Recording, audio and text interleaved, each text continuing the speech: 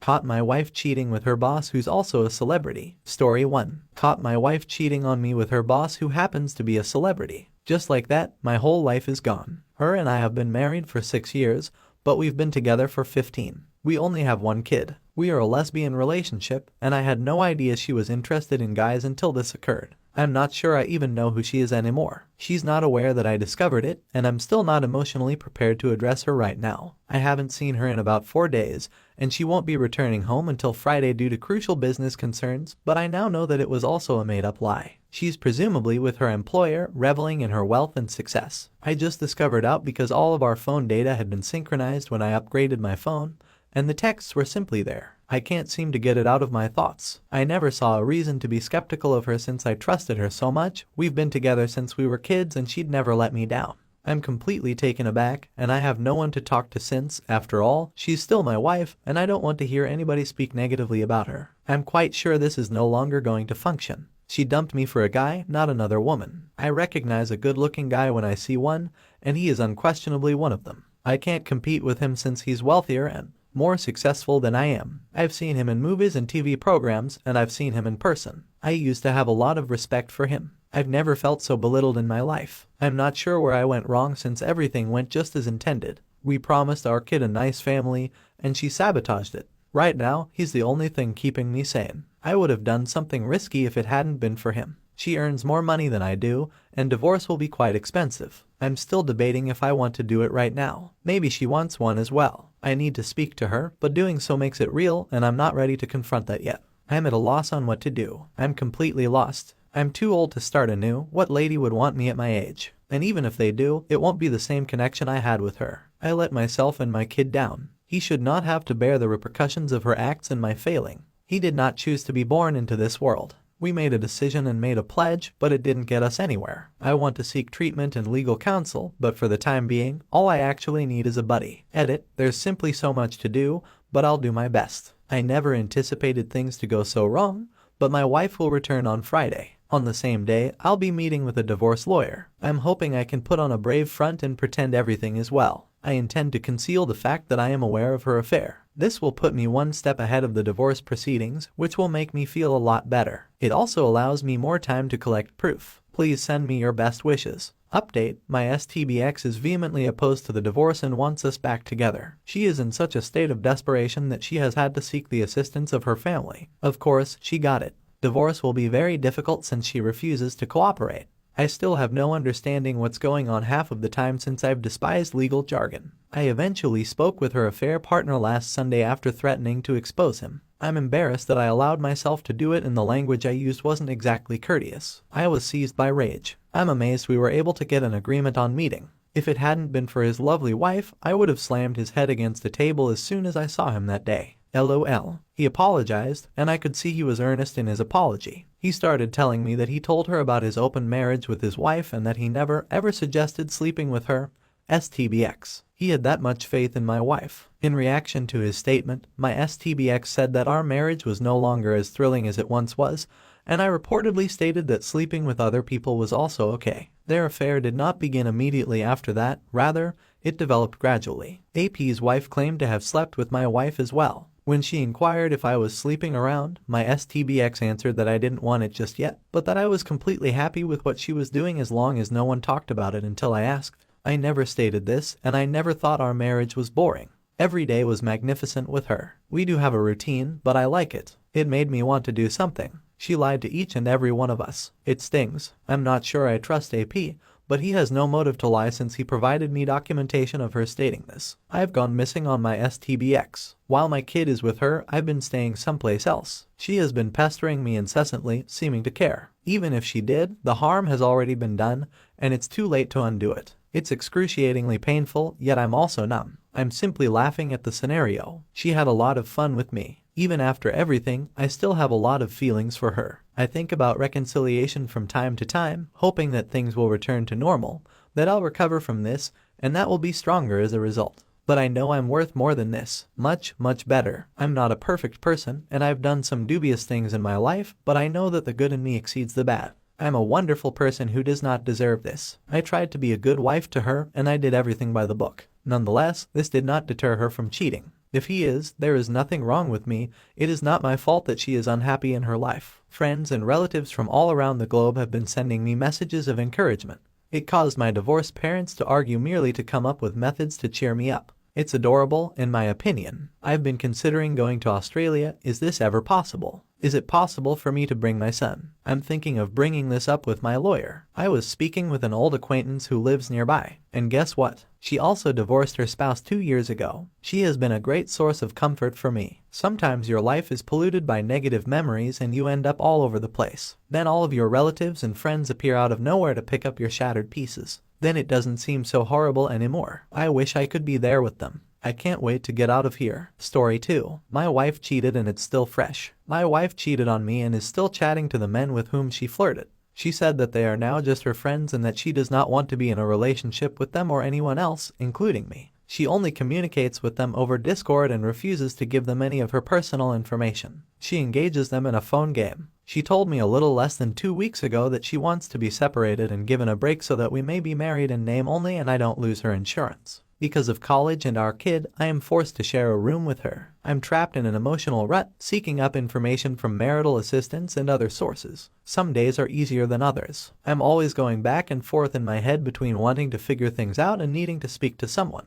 Some days, I simply weep my eyes out, which is unhealthy for our kid to see. The toughest days are when I don't get enough sleep, like today. Some days, I consider creating a Tinder or similar app only to mingle since I miss being in a relationship. She hadn't worked with me on our marriage in almost 4 months, and I can't recall the last time we were intimate, which isn't the most important thing. I miss the emotional intimacy the most. For the last 8 years, I've always had someone to speak to, and now I'm completely alone. Last night, I wrote another post that goes into further depth. She says she could want to work things out in the future, but not to wait on her since she doesn't know when she'll want to work on us. But I'm not sure. Some days I'm not sure what to do or how to feel. I'm sorry if I didn't make it clear. She has previously said that the marriage is finished. We sleep in separate rooms. We don't use rings. We solely discuss the baby and what has to happen to her. She said that if it hadn't been for the fact that I needed health insurance, she would have filed for divorce to make things easy. She has been seeing a psychiatrist for a few months, and he has advised her to do what makes her happy. Apparently,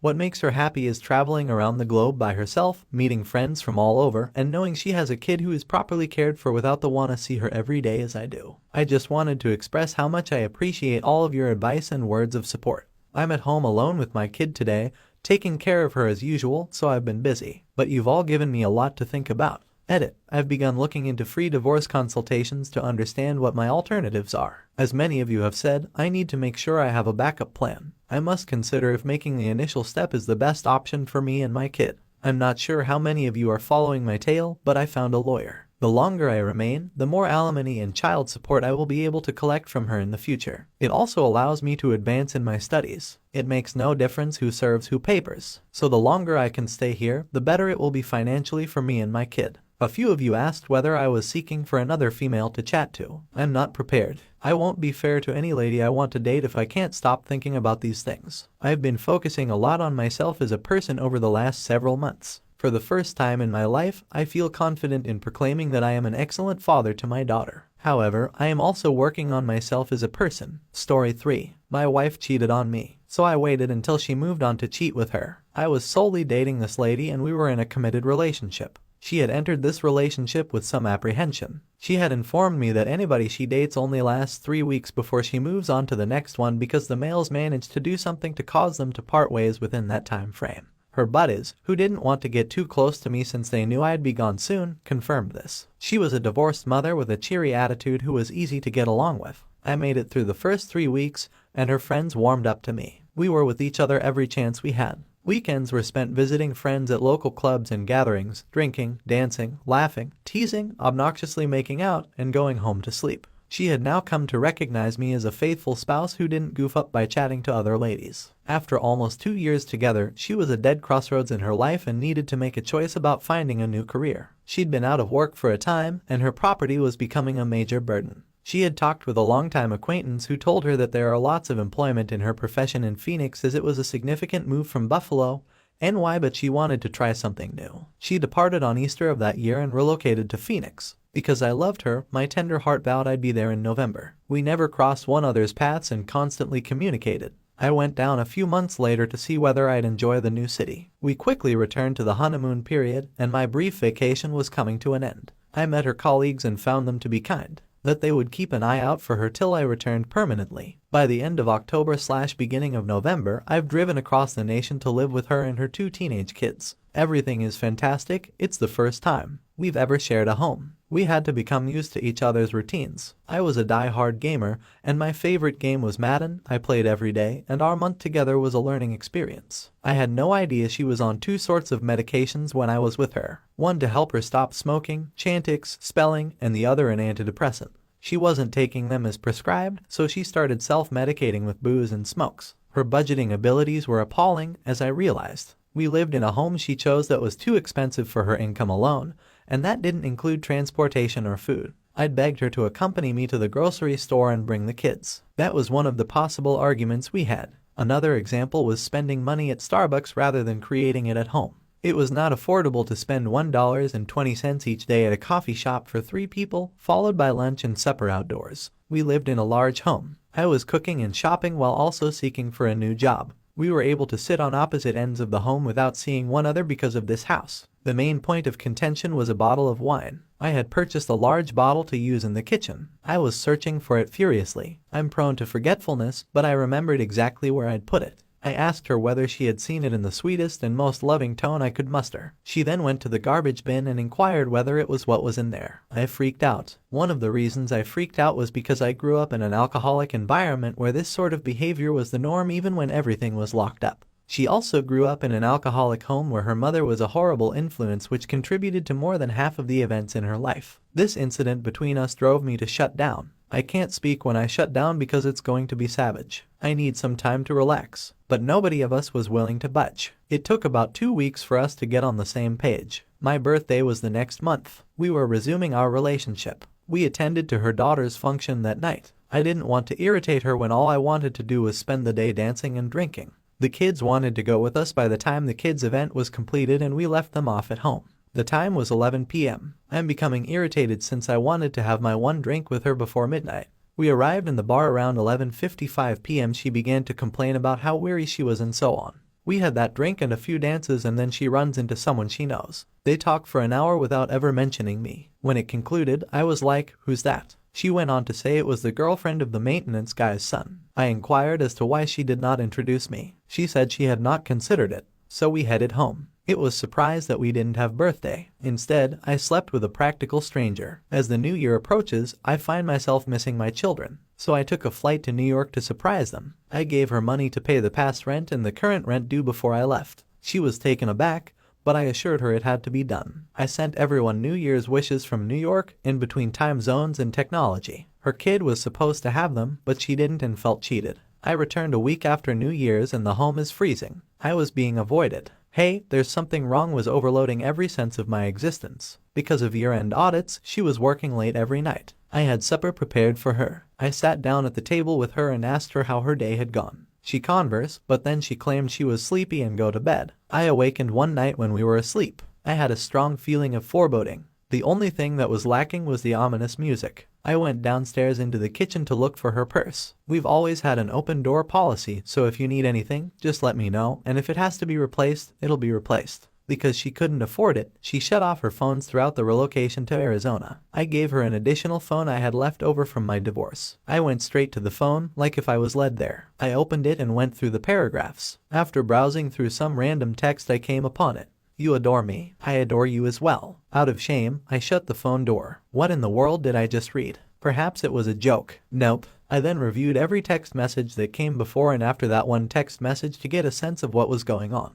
The text came from the maintenance worker with whom she was working. This has been going on since November. I transformed my life to follow her cross-country, and now I'm being confronted with a knife in my back and heart that twists the more it's inserted into me. I had questioned her the next day whether there was anything going on between us. She just said no. We simply need to spend some time apart while living apart. I just chipped my head and muttered, okay. I never did anything or said anything. Instead, the next day, I asked her the same question. In the morning, no one was home. Instead, I just looked her in the eyes and said, is there anybody or anything more that needs to be said? We've reached adulthood. I'm a huge kid. Please let me know if you any questions. She gave me a blank expression and responded, no. Wow, I said as I returned to her, really, nothing. She was offered the opportunity to come clean, but she declined once again. You are so full of, I said emphatically. She looked at me, perplexed. I informed her that I had glanced at the phone and read the text and that she had 2 chances to come clean. She eventually answered with a yes and then explained that it was all because of me. That I didn't have a job, which was true, but I had a few $1,000s saved up and she didn't have a vehicle, so she drove mine. She didn't have a phone, so she borrowed mine. She couldn't pay for expenses, but I did. I then told her that if I'm that horrible, she should do it with me. I grabbed my vehicle and phone and told her she could drive herself to work, but not in my car, and she could call a cab or a friend, but not with my phone. I posed this query to her. If I'm such a stranger living here, consider those 2 months of rent I gave you before I went for New York paid up to the end of January. I ultimately left in January. I now have my own apartment. I fought, but I maintained my dignity even when she failed to pay bills and the TV and electricity were turned off and I had to laugh in the dark. My accidental retaliation was that we agreed to discuss over drinks. We ended up nude and inebriated, having despite the fact that she was with this new man. For a long time, I had a lot of grudges towards her. I was very aware of what I was doing. I wanted you to remember what I did every time you looked at your girlfriend. I could also do it whenever I pleased. That was mine before it became yours. But I knew if it came back, I'd throw it away. It's now simply a toy. I know that sounds horrible, but when someone does something that changes someone else's life, it's a major issue. However, if you are treated as if you are anything less than gold, everything related with it, including the person, becomes worthless. I've been single since 2010 and have dated a lot of ladies throughout that time. I've met some wonderful ladies who inspire me to be a better person, but I've also met other women with whom I wish I could rewind time. All of this has taught me to trust my instincts. I've got indicators that some ladies aren't right for me and I trust my instincts.